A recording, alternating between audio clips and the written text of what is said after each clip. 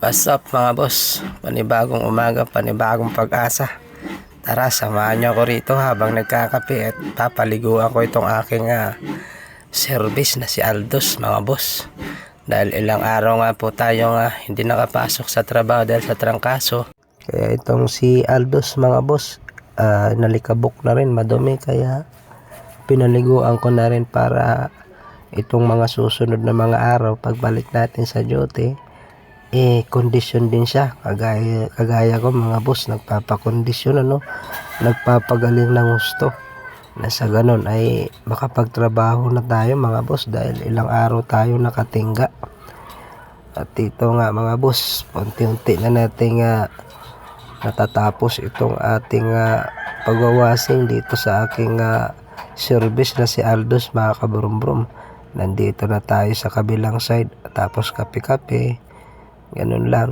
Tatabang nagkakape nga tayo dyan mga boss, naglilinis, ay iniisip ko na kung ano yung mga dapat yung gawin sa mga susunod na araw. At naalala ko sa aking trabaho ngayon ay talaga namang ilang tao lang mayroon doon, kaya medyo nahirapan sila dahil sa hindi nga tayo nakapasok ng ilang araw mga boss.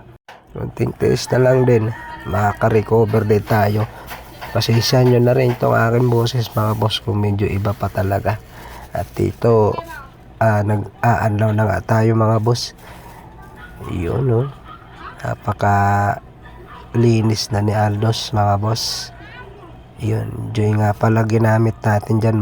At ito na nga mga boss, yung ating finished product. Pagkatapos natin banlawan si Aldos, napakalinis na po niya, mukhang bagong-bago na naman ang itsura ng ating Aldos. Napakaangas.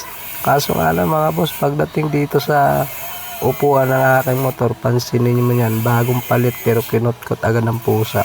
Pagkatapos natin na magwasi mga boss, maliligo na tayo. Sa ganun, makaramdam na tayo ng presko sa katawan. Ilang araw tayo nakahiga sa higaan na walang paligo, kaya kailangan natin maligo na sa ganun mapreskuhan yung ating katawan.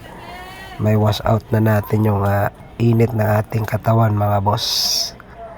Ayun, ganyan nga pala ako pag naligo mga boss, hubad lahat. At dito mga boss, tapos na ako maligo, kaya maraming salamat sa inyong panonood at suporta. Paalam, and see you next vlog.